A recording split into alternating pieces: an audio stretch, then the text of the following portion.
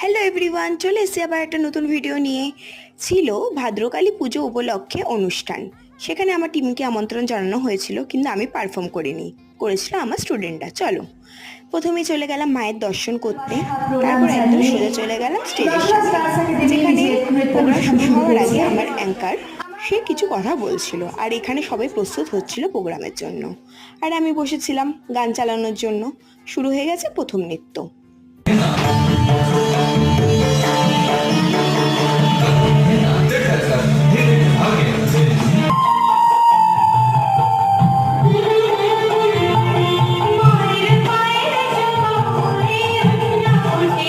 Second নৃত্যতেও পৌঁছে গেছি। এরকম করতে করতে টোটাল 12খানা নাচ হলো।